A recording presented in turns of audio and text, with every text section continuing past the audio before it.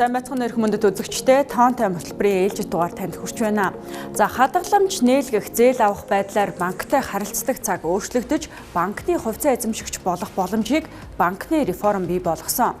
За 2022 оноос 2023 оны хооронд системийн нөлөө бүхий банкуд хувьцааныхаа 5-аас 11.4%-ийг олон нийтэд санал болгож 446.8 тэрбум төгрөгийг татан төвлөрүүлсэн. За 70 мянган гаруй иргэд банкны хувьцаа эзэмшигч болоод байгаа юм а. Банкны реформ зөвхөн банкны салбарт биш, за хөрөнгөний зах зээлийн үнэлгээг 3 дахин нэмэгдүүлж хөгжлийн шин шатанд гаргаснаас гадна за өнөөдөр зах зээл дээр байгаа хамгийн үн цэнэтэй бүтээгдэхүүн болж чадсан. За энэ бол эхлэл байсан. Харин дараагийн хийгдэх ёстой нэг алхам нь за хувьцаа эзэмшигчид ногдох хувьцааны төвлөрөл хуульд заасан хугацаанд хэрэгжих боломжтой юу гэдэг асуудал дахин яригдаж эхэллээ.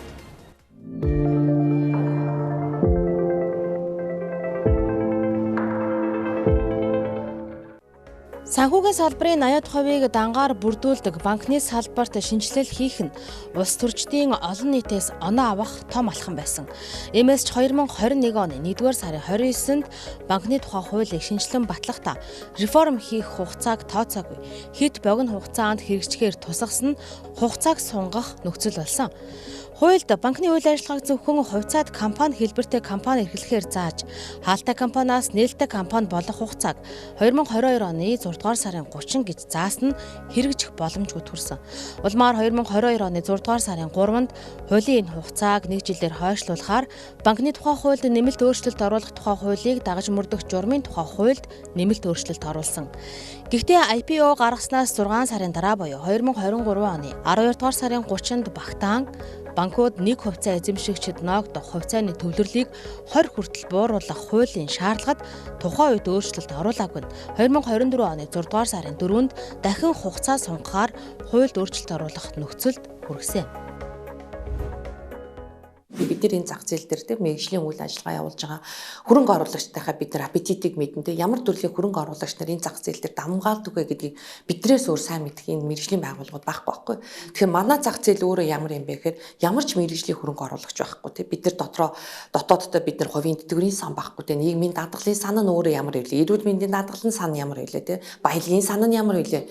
Томоор худалдан авах тийм үү? Томоор худалдаж аваад хөрөнгө оруулаад урт хугацааны хөрөнгө оруулалт хийх мэргэжлийн хөрөнгө оруулагчд бол манай зах зээл дээр байхгүй. Манай зах зээл дээр өнөөдөр ритейл буюу жижиглэнгийн буюу хувь хүмүүс дандаа хөрөнгө оруулдаг байхгүй. Тэгэхээр манай зах зээл дээр томор нь одоо жишээлбэл 20-30%-аар санал болгосон бол шингээх тэр хүчин чадал нь хөрөнгө оруулагчид нь байхгүй. Хамгийн одоо компани засаглал сайтай, хамгийн дүрм журм мөрддөг, зохицуулалтаа зах зээлтэй хамгийн том компаниуд одоо компаниудын төлөөлөл болсон банкуд энэ зах зээл дээр орж ирж IPO хийх нь бол мэдээж хэрэг энэ иргэдийн дунддыггүй те хөрөнгө оруулагчдын дунд бол хүлээлт бий болсон байсан. Тэр чутгаараа бүх одоо 5 банкны IPO бол маш амжилттай болсон гэж харж байгаа. Гагцгүй одоо юу гэдгийг тэрнээс хойш одоо бид нар дараагийн реформын шин чанарт хоёр дахь алхам нь байгаа шүү дээ. Банкуудын дахиад хувь эзэмшлийг задлах гэдэг те.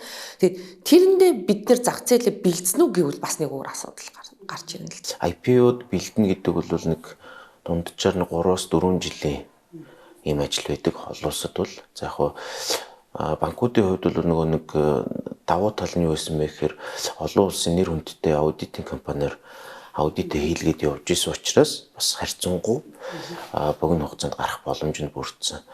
За тэгээд нөгөө нэг юм богино хугацаанд ийм олон банк зэрэг зайлшгүй хуулийн шаардлагаар бол 5 банк гарах хэрэгтэй болсон. За дээрэс нь нэг системийн нөлөө бүхий биш банк бол тийм ээ богд банк бол гарсан. Тэгэхээр ингээд 6 банк манай нөгөө нэг юм багтаамж багтай хөрөнгөний зах зээл дээр IPO хийхээр одоо та бүхэн мэдж байгаа тийм 3 одоо банкуд IPO хийснээс хойш бол хөрөнгөний зах зээл 3 дахин нэмэгдсэн байна.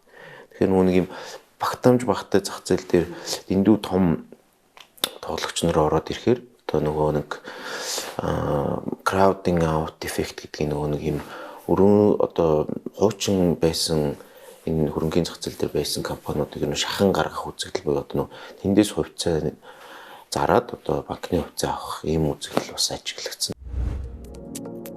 За системийн нөлөө бүхий банкуудыг хувьцааныхаа 10-аас 20 хүртэл хувийг олон нийтэд санал болгох боломж байсан гэх шүүмж яригддаг.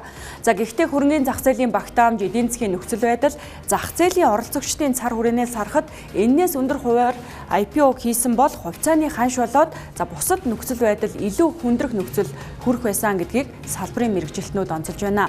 За иймээс ч багаарч болов эхэлсэн банкны реформыг үргэлжлүүлэхэд цаашид анхаарах нь чухал байгаа юм а.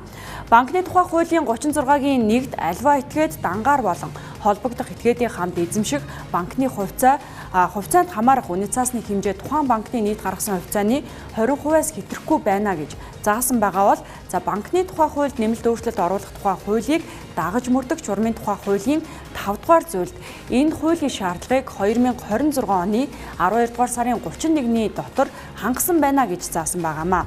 За тэгвэл энэ хуулийн заалт хугацаанд хэрэгжих боломжтой юу? Амжихгүй. Тэр бол тодорхой. Яагаад гэвэл энэ одоо за системийн 5 банкнаас болохоор ерөөсөө 4 банк зайлшгүй одоо хөрөнгө оруулагчдын тоог нэмэгдүүлэх 20-оос дээш 20 хүртэлх хувийн хувьцаа эзэмших одоо хөрөнгө оруулагчийг олох шаардлага үүснэ. За ингээ бодоход чинь энэ доор ажил одоо бид нэг мэрэгжлийн 30-аас 40 одоо магадгүй одоо бараг 50-60 одоо институционал хөрөнгө оруулагчийг орж ирж ийж энэ хуулийн заалт бол хэрэгжих боломжтой болж байна гэсэн үг. Үүн дээр бас одоо бусад одоо арилжааны банкуд бас системийн бос одоо банкуд ч гэсэн бас нэмэгдэх учраас бүгд хэрвээ ингэж орж ирэх юм бол бид нар нэг зах зээл дээрээ эргээд нэг одоо хамгийн аятайхан байгаа энэ бүтээгдэхүүнээ гадны хөрөнгө оруулагч нарт бас нэг илүү хямдхан өгөх юм нөхцөл байдал үүснэ л гэсэн үг. Тэгээ мэдээж хуулийн шаардлага бол нэг хувьцаа эзэмшигчийн төвлөрлийг 20-оос доош нь оруулах ёстой. За хуулийн хэрэгжих хугацаа бол 2026 оны 12 сарын 30 байгаа.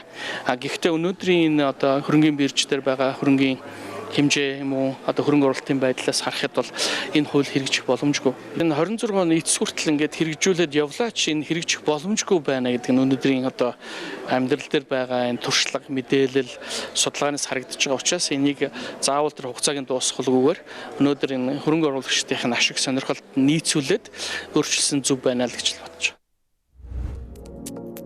За хуульд багаар хугацааг сунгах замаар 2 удаа өөрчлөлт хэдийн хийгээд байгаа ч дахиад л хугацаанд хуулийн заалт хэрэгжих боломжгүй гэсэн асуудал сүхэгдэж байна. За хугацаа сунгаснаар асуудлыг шийдэхгүйг бид тодорхой харж байна. За иймээс хууль яагаад хэрэгжихгүй байгаа шалтгааныг тодорхойлж шийдвэр гаргах шаардлагатай байгаа юм а.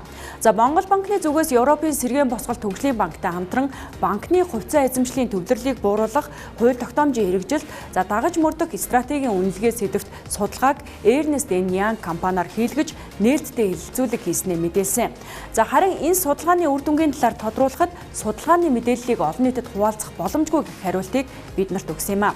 За асуудлын учрыг нууцлах биш, ил тод нээлттэй ярьж хугацаа алдалгүй шийдвэр гаргах нь чухал гэдэг нь өмнөх хуулийг хугацаагийн тулгад сунгасан жишээнээс бэлгэний харагддаг. Банкны тухай хуульд нэмэлт өөрчлөлт оруулах тухай хуулийг дагаж мөрдөх журмын тухай хуульд нэг хувьцаа эзэмшигчид ногдох хувьцааны хязгаар 20%-ийг хуулийн хугацаанд хангахгүй бол нөлөө бүхий хувьцаа эзэмшигчдийн хурлын саналын эрхийг төдөлзүүлэх, хязгаарлалт хангаагүй хэсэгт хамаарах хувьцаанд хамаарах хэсэгт ногдол ашиг олгохгүй, хязгаарлалт хангаагүй хэсэгт хамаарах хувьцаанд хамаарах хэсгийг албадан худалдахыг шаардах, компаниг татан буулгасны дараа үлдсэн эд хөрөнгийг худалдсанаас олсон орлогоос хувь хүртэх эрхийг төдөлзүүлэх, компанийн тухай хуульд заасан хувьцаа эзэмшигчийн бусад эрхийг төдөлзүүлэх, хууль тогтоомчид заасан бусад арга хэмжээг хувьцаа эзэмшигчид авахаар заасан байдаг. 2024 оны 6 дугаар сарын 30-нд хэрэгжих хуулийн заалтын хугацааг хэд тулгаж тухайн оны 6 дугаар сарын 4-нд сунгасан нь банкуудыг том эрсдэлд оруулсан. Тухайн үед олон улсын банк санхүүгийн байгууллагаас авах 200 сая долларын санхүүжилт гацаж, хууль зөрчсөн гэх шалтгаанаар эхний ээлжинд гарах эрсдэлтэй санхүүжилтийн хэмжээ 170 сая доллараар хэмжигдэж байсан гэд системийн нөлөө бүхий банкуудын 1.5 тэрбум долларын их үлсвэр эрсдэлд орсон гэдгийг банкны холбооноос мэдээлсэн. Хуулийн шаардлагын хэрэгжүүлэх хугацааг нь урт хугацаагаар сунгаж тавихгүй л ядаж 5 жилийн дараагаас ч гэдэг юм а тийм ээ. Энэ шаардлагыг биелүүлэх ёстой гэдэг ч юм уу. Ингэж хугацааг өөрчлөхгүй бол одоо хөрөнгө оруулагчдын хувьд яаж ийм хэрэг за би 20% дээр орчлаа. Бусад 20% та нар яг жижиглж амжих юм амжихгүй юм. Хэрвээ амжихгүй бол энэ банк чи өөрөө хууль зөрчсөн болчих гээд байна гэд одоо урьдчилан нөгөө due diligence хийн гэдэг шүү дээ. Тэгэхээр гадны хуулийн компаниудын хувьд бол due diligence хийгээл за энэ хэрвээ бүх одоо 20% руугаа ингээд тархалтаа хийж амжихгүй бол хууль зөрчөөд одоо тусгай зөвшөөрлөлтөд ярих асуудал үүсгэнэ гэдэг ийм эрсдэл рүү орчиж байгаа байхгүй. Тэгэхээр энэ мэдчинглэнгээр бол банкуудын холбооноос ч яригдж байна. Монгол банкны зүгээс ч гэсэн энийг бол бас ойлгож хүлээж авч байгаа шиг байна.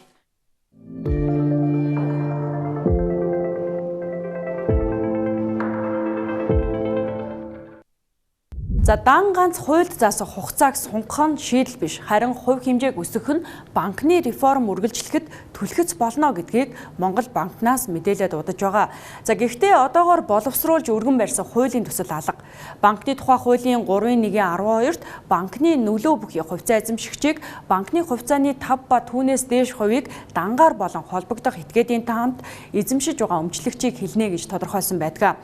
За энэ тодорхойлолтоор банкуудын нөлөө бүхий хувьцаа эзэмшигчдийн тоог танд харуулъя. За Төрийн банкны хувьд өнөөдрийн байдлаар 2 хувьцаа эзэмшигч нийт банкны хувьцааны 94.29%-ийг эзэмшиж байгаа бол Хаан банкнд 4 хувьцаа эзэмшигч нийт хувьцааны 85.77%-ийг, за Голомт банкны хувьд 2 хувьцаа эзэмшигч 82.4%-ийг эзэмшиж байгаа бол за Хас банкнд 7 хувьцаа эзэмшигч 91.19%-ийг, Худалдаа хөгжлийн банкнд 2 хувьцаа эзэмшигч 90.49%-ийг эзэмшиж байна. За одоогийн байдлаар Хас банк дээр хуулийн шаардлага хангасан бол бусад банкуд төвлөрлөө бууруулах шаардлагатай байгаамаа. Монгол улсад одоо хувьцаанд хөрөнгө оруулчаад ашиг аваад гарах гэхээр 20% дотор авдаг. Ер нь бол бас л дэлхийд байхгүй өндөр хувийн хэмжээлтэй. Сая бас их хурлын дарга Казахстан улсад альчлаад ирээд бас яригдчихэж байгаа зүйл нь Казахстанд хөрөнгөний бирж дээр хувьцаа аваад гарахад бол татвар автгүй гэж байгаа. Тийм зах зээл рүү орно ухээс биш яг одоо зэрэгэлдээ байж байгаа 20% татвар авдаг ийм оронд бол хөрөнгө оруулахгүй л дээ. За дээрэс нь гүйлгээ болгоноос 1% одоо нэг хөрөнгөний бирж дээр чинь гүйлгээ болгоноос 1% шимтгэл авч байгаа шүү дээ. Тэгэхээр одоо иймэрхүү таагүй одоо ийм нөхцөлд бол гадны хөрөнгө оруулагчид хөрөнгөний бирж дээр орохгүй байна. Тэгэхээр ингээд ийм ямар ч хөрөнгө оруулагч байсан одоо энэ банкны салбарт хөрөнгө оруулах сонирхол нэг байхгүй. 2 жилээр хугацааг сунгаад бол асуудал шийдэгдэнэ гэж бол бодогдохгүй байна. Зайлшгүй хувь хэмжээний өөрчлөлт орох нь л ер нь бол зөв болов гэж бодож байна. Яг түрүүн хэлсэлчлэн одоо 20% хувьцаа эзэмшиж байгаа тохиолдолд Монгол улсын компани тухай хуулийн дагуу одоо зөвхөн 2 төлөөлөл удирдах зөвлөлийн гишүүнийг сонгох боломжтой болно. За тэгэнгүүтээ одоо 5 одоо хувьцаа эзэмшиж орж ирлээ гэдэг чинь өөрөө за үндсэн нэг одоо хувьцаа эзэмшиж үндсэн хувьцаа эзэмшдэр 4 шинэ одоо хөрөнгө оруулалтын газар орж ирнэ, хөрөнгө оруулалтын компаниуд орж ирнэ, эсвэл нэг томоохон одоо хөрөнгө оруулагч нар ч юм орж ирнэ гэдэг бараг бүтэмжгүй зүйл л дээ. Тэгэхээр одоо бидний хувьд болохоор ер нь бол яг харж байгаагаар болохоор за нэг банкн дээр одоо дотоодын зүгээс одоо 1-2 хувьцаа эзэмшиж түүн дээрээс нэмэгдэх нь одоо 2-3 одоо гадны хөрөнгө оруулалтын байгууллагууд тэгээд бусд нь одоо илүү одоо жижиглэн ч гэсэн бол бүр нэг жижиг гэсэн үг биш. Яг 20% гэдэг маань ингээд компани бүтэц болон одоо юу гэдгийг төлөөлөл удирдах зөвлөл төлөөлөх эрхийн тухайд хувьцаа эзэмшигчийн шийдвэр гаргалтын түвшинд болон одоо яг олон улсын хөрөнгө оруулагчдын түвшинд бол энэ 20% гэдэг бол өөрөө маш бага байхгүй. Гадны хөрөнгө оруулагчдын хувьд за ялангуяа за санхүүгийн байгууллагуудын хувьд ч гэдэг юм уу тийм ээ. Монгол улс шиг эрсдэлтэй улсын санхүүгийн зах зээл рүү орж ирж байгаа тохиолдолд бол ер нь хамгийн багадаа хяналтын одоо багц буюу 34% авах сонирхолтой байх. Ийм хүлээлт бол байгаад байгаа байхгүй. Тэгэхээр яг би өмнө ч гэсэн өөрөө нөгөө санхүүгийн салбарт, банкны салбарт ажиллаж исэн хүний хувьд бол энэ өөрөө яалтж байхгүй. Одоо органик шаардлага нь. Тийм тэгэхээр энийг бол нэг бол өөрчлөх ёстой. 20% тодорхой хэмжээнд 34% болгох юм уу тийм ээ. Эсвэл олон улсын санхүүгийн байгууллагуудын хувьд арай өөр хувь хэмжээтэй байх боломжийн үүд юм уу. Нөгөө талаасаа эн чинь өөрөө одоо жишээл хөрөнгө оруулалтын сангаар оруулаад ирлэхэд Монголд ороод бүртгэгдэхээр нэг л хуулийн этгээд юм шиг харагддаг. Гэтэл цаана эн чинь маш олон одоо хөрөнгө оруулагчтай санхүүгийн байгууллага байгаад байдаг. Тэгэхээр энэ талаасаа энийг жоохон наривчилж оруулах шаардлага үүсэж байгаа. Энэ оны 8 дугаар сарын байдлаар банкуудын зах зээлийн үнэлгээг харуул Хаан банк 2.2 их 80, Худалдаа авчлалын банк 1 их 80, Хас банк 932.9 тэрбум төгрөг, Голомт банк 836.9 тэрбум төгрөг, Төрийн банкных 339.8 тэрбум төгрөг гэд нийт 5.4 их 80-аар хэмжигдэж байна. Тэгэхээр Хас банкнаас бусад банкны хувьд хувьцааныхаа 32.6-аас 63.2%-ийг олон нийтэд арилжиж, хувьцааны төвлөрлөө бууруулах шаардлагатай байна. 20%-ийг хязгаараар тооцож үзэхэд Хаан банкны хувьд 1.1 их 80 төгрөг, Худалдаа авчлалын банк 747.6 тэрбум төгрөг, Голомт банкны хувьд 585.7 тэрбум төгрөгийн хөрөнгө оруулалт хамгийн багадаа татах хэрэгцээ байгаа нь энэ тооцооллоос харагдаж байна. Гадны хөрөнгө оруулагчдын зүгээс бол манай хууль эрх зүйн орчинд бол бас нэлээд энэ өөрчлөх зайлшгүй одоо шаардлагатай зүйлс байна гэдгээр бас санал тавиад байгаа. Тэр нь нэгдүгээрт бол мэдээж 20 гэдэг бол бага хувь байна. Ялангуяа компани хуультайгаа нийцүүлээд 3.1 гэдэг хувь яагаад зааж болохгүй гэж нэг асуудал байгаа. За нөгөө талаар бас хуулийн дээр байгаа нэг банкны нөлөө бүхий хувьцаа эзэмшигч нөгөө банкныхаа нөлөө бүхий байж болохгүй гэсэн заалт байгаа. Тэгэхээр энэ нь өөрөө нэг банкнд одоо 10-аас дээш хувьцаа эзэмших нөгөө өөр банк руу орох боломжгүй байгаа учраас энийг бас одоо нээж өгөөч гэсэн шаардлага. Тэгэхээр энэтэй нээлттэй холбоотой юм хууль эрх зүйн орчны зохицуулалт хэрэгтэй шаардлагатай байна гэж ярьж байгаа. За хоёрдугаарт бол мэдээж нөлөө бүхий банкнд бол тэр 3.1 ч гэдэг юм уу одоо 20%-аар орж болж байна. Гэхдээ нөлөө бүхий биш жижигхэн банкнд бол одоо энэ 20% гэдэг чинь баг хувьцаа эзэмших төвлөр эзэмших шаардлагагүй заалт байна шүү дээ. Дор хаяж 50% нь бол авмаар авах сонирхол байна гэдгээр ингээ ярьж байгаа. Тэгэхээр энэ нь өөрөө бас жижиг банкны хувьд ч гэсэндээ 50-ыг ч гэсэн өгчий гэдэг бас хүсэлт байгаа боловч манай хуулийн заалт өөрөө ингээ 20-оор хязгаарлалцсан учраас бас эргээд нөгөө тушаа гэдэг юм уу чөдөр болж байгаа учраас энийг бас нээж өгөх зайлшгүй шаардлага байна л гэдгээр ярьж байгаа.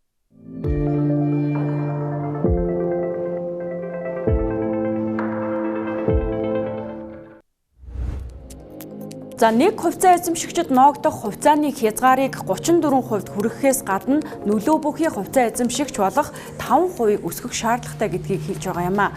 Системийн нөлөө бүхий банкудад 5-аас бага хувь эзэмшдэг хувьцаа эзэмшигчдийг одоо харъя. За Төрийн банкнд 10,000 гаруй, Хаан банкнд 33,000 гаруй, Голомт банкнд 21,000 гаруй, за Хас банкнд 11,000 гаруй, Худалдаа авчлалын банкнд 2,500 гаруй хувьцаа эзэмшигч байна. За нөлөө бүхий хувьцаа эзэмшигчийн босгыг аврагын хувьд хүрэх юм бол хувьцааны хөрөх чадвар сайжирч хөрөнгө оруулалт татахад нэмэртэй гэдгийг судлаачид онцолж байна. За банкуд хуулиа хэрэгжүүлэхээр хичээж байгаач 2019 оноос хойш яригдж байгаа хөрөнгө оруулалтын хуулиа шинжилгээгүй. За улс төрийн тогтворгүй байдал одоо ч үргэлжилж байгаа гэд шийдвэр гаргагчид өөрсдийн зүгээс хийх гэрийн даалгавраа хангалттай сайн хийж чадаагүй байна. Гадны хөрөнгө оруулагч өөр улсын зах зээл рүү орж ирлээ гэхэд одоо ийм зузаан opinion бичүүлж авна. Хуулийн дүгнэлт, хуулийн мемо гэж гаргаж ирдэг. Өөрөөр хэлбэл яг эрх зүйн орчин яг ямар юм бэ? Би яг ямар нөхцөл байдалтай, ямар орчинтой газар руу мөнгө хийх гээд байна. Тэгэхээр мөнгө хийгээд мөнгө буцаад алдах эрсдэл ямар байна? Буцаагаад тэр мөнгөө гаргаж авах боломж нь ямар байна? Зохицуулт нь ямар байна? Гэвь энэ бүгэн чинь урьдчилж төлөвлөж, урьдчилж судлагдчихж орж ирдэг. Гэтэл Монголын хувьд болохоор Монгол улсын хувьд болохоор яг зах зээлийн орчин за байлаа гэж бодоход өөрөө засгийн газрын бодлогын доктортой байдал хэцүү байна. Хууль эрх зүйн орчны доктортой байдал тарахсан байна. Дээрээс нь ойлгомжтой байдал. Банкуд ажиллахгүй байгаа мó гэхээр одоо бүгд л одоо хөрөнгө оруулагчтай уулзалтуудыг тусдаа хийж байна. Нэгдээд хийж байна. Одоо бид нар чинь энэ банкны холбоогоор дамжуулаад 3 ч одоо томоохон зах зээл дээр одоо жил болго очдог болчиход байна. Манай хувьцааг аваач ийм боломжууд байна. Хуулийн ийм шаардлага байна гэл одоо яриад явж байгаа. Одоо тэр уулзалтууд дээр бол ирж байгаа яг нэг 30-40 хөрөнгө оруулагч ирээ сонсож байгаа. Тэгээд тэр чинь бол бүр тентгийн одоо зохицуулагч байгууллагууд хөрөнгөний биржтэй хамтраа зөвхөн болж байгаа юм шүү дээ. Тэгэхээр Монгол улсыг сонирхож байгаа одоо Нью-Йоркд очлоо гэхэд нэг 40 хүн ирж байгаа. Тэгэхээр яг сонсчол явж байгаа. Танах ер нь хамгийн гол нэг хэдэн асуулт асууж байгаа. Нэгэд танах энэ хөрөнгө оруулагчдыг хамгаалах чиглэлд ер нь төр засагч юу хийх гэж байгаа юм бэ? Тэ. Иймэрхүү байдалтай байна. Тэгэхээр одоо энэ бол одоо Монгол улсын байж байгаа нүүр царай гэх юм уу? Монгол улсад ийм гадны хөрөнгө оруулалтын таатай, ийм эерэг тогтвортой хамгийн гол нь тийм ийм орчныг бий болгохгүйгээр одоо хөрөнгө оруулалт татах боломж Монгол улсад маш хязгаарлагдмал байна. Хамгийн наазах нь татврын таатай орчныг бүрдүүлж өгөх ёстой тийм. Бид нар өнөөдөр хувьцааны ханшны зүрхний татвар гэдэг арга байсныг нэг болголоо гэл ингээл бөөм PR тийм харамсалтай ингээд дандаа PR-аар ажил хийдэг болчлоо шүү дээ. PR хийгээлээдэг. Гэтэл манай хажууханд тийм Хонконгийн зах зээл ханшны зүрхний ямар ч татвар байхгүй тийм. Сингапурын зах зээл ямар ч татвар байхгүй. Яагаад тэгвэл өнөөдөр Монгол руу орж ирэх хэвээр татвартай Монгол руу орж ирэх хэвээр тийм. Татврын тооцоол нь өөрөө буруу тийм үү? Нэг тэгэхээр хүмүүс яаж орох юм нэгтээ ойлгомжгүй. Татврын одоо тогтолцоо нь ойлгомжгүй. Хоёрт нь зах зээл үүсгэгчтэй маркет мейкерүүд гэж ярьдаг бид нар. Зах зээл үүсгэгчдийг бид нар бий болгож тийм энэ чинь хин хийх юм гэхээр дахиад гадны том хөрөнгө оруулалт одоо хөрөнгө мөнгөний болцоотой тийм үү тийм зах зээлийн тоглогч нар орж ирж хийх ёстой юмнууд байхгүй. Тэднийг орж ирэхэд ямар нөхцөлүүд бид нэ бүрдүүлэх ёстой гэхээр за саяхан хэлдэг ханшны зүрхний татвар байна. Хоёрт нь хөрөнгийн биржийн шимтгэл. Нэг төрийн өмчтөө тийм энэ хөрөнгийн зах зээл дээр энэ хамгийн гол дэд бүтцийн байгууллагууд чинь бүгдөө төрийн өмчтөө байна. Хөрөнгийн бирж нь байна тийм үү? Клирингийн төвөн байна. Үн цасны төвлөрсөн хадгаламжийн төвөн. Эргээд энэ зах зээлийг боомлж байгаа тийм үү? Энэ одоо асуудлыг хурдан түргэн шийддэггүй тийм дандаа ингээд төрийн өмчтөө болохоор төрөөсөө хамааралтай нөгөө хідэн сайд дарга нарын амийг хараад зоригтой шийдэмгийн алхмуудаа хийж чадахгүй байгаа. Энэ төрийн өмчтөд дэд бүтцийн байгууллагууд чинь өөрснөө ирлээ ингээд дарамт болж байгаа байхгүй. Ер нь манай улсын хувьд болохоор ер нь бол хөрвөх чадвар гэдэг буюу liquidity асуудал бол маш их байдаг. За энэ нь болохоор институционал одоо хөрөнгө оруулагчдын оролцоо маш бага байгаа. За мэдээж бол манад бол үндэсний институционал хөрөнгө оруулагч нар бол хэдийгээр бий болж байгаа ч гэсэн бид нар бол зайлшгүй гадны хөрөнгө оруулалтыг татах хэрэгтэй байгаа. За үндэсний институционал хөрөнгө оруулагчийг татах одоо гол нөхцлүүдийн нэг бол татврын орчин байдаг. Хөрөнгө оруулагч нар одоо хөрөнгө оруулалт тэгээд хөрөнгө оруулалтынхаа үр шимээс ашиг олдог. За тэр ашиг нь болохоор тодорхой хэмжээгээр одоо capital gain гэдэг хэрвээ юм такс ингээ байгаа тохиолдолд тэндээс бол ер нь бол хөрөнгө оруулагч нар бол их хвчлэн бол өргөж явдаг. Тийм учраас бол хөрөнгө оруулалтыг татж байгаа улсууд бол ер нь бол одоо энэ үнийн зөрүүгөөс олсон энэ ашгийг аль болох тэглэх одоо яг энэ татврын таатай орчныг бий болгох зорилготой байдаг. За эргээд энэ нь болохоор одоо хэдийгээр нэг татврын орлогыг багасгах байгаа мэд харагдаж байгаа боловч зөрүүлээд үндэсний үйлдвэрлэл үндэсний байгууллагуудад хөрөнгө оруулалтыг татах эргээд тэр үндэсний үйлдвэрлэгч нар одоо өөрсдийнхөө хүчин чадлыг нэмснээр одоо татврын орлого нөгөө талдаа бол олон дахин илүү нэмэгдэж орж ирдэг юм байна. Тийм учраас бидний хувьд бол ер нь бол хамгийн түрүүнд хийх ёстой зүйлүүдийн нэг бол татврын одоо нэг хөрөнгө оруулагч нарт зориулсан татврын таатай орчин. Тэгээ энэ дээр болохоор мэдээж бол заавал гадаадын хөрөнгө оруулагч биш, одоо дотоодын хөрөнгө оруулагч аль нь яг л ижил тэгш хэрэгтэй. Гэхдээ мэдээж бол хөрөнгө оруулалт хийх юм таатай байх. За татвар хөрөнгө оруулалтын орчныг сайжруулж хөрөнгө оруулагчдад ашигтай байхаар өөрчлөх шаардлага байгаа гэдгийг салбарын судлаачид мэрэгчлэтнүүд хэлж байна. За мөн макро эдийн засгийн үзүүлэлтэд анхаарч төгрөгийн ханшийн тогтвортой байдалд одоо бий болгох нь хөрөнгө оруулалтад маш чухал гэдгийг мартаж болохгүй юм а. За аливаа асуудлыг тулгаж шийдэл хайлгүй эртнээс эргэцэн орчныг өөрчлөх алхмыг хийхгүй бол зөвхөн банкны эздэд төдийгүй 70 мянган хувьцаа эзэмшигч банкны нийт хөрөнгө оруулалтын талаас их хувийг эзэмшиж байгаа хадгаламж эзэмшигчдийн эрх ашиг хөндөгдөж за цаашлаад санхүүгийн тогтвортой байдалд нөлөөлөх эрсдэл байгаа юм а. За үзэгч та бүхэнд банкны реформын үргэлжлэл хэрхэн хийгдэг ямар асуудлууд тулгарч байгаа талаар мэдээллийг энэ удаад таймтай хүргэлээ. Хамт байсан баярлалаа.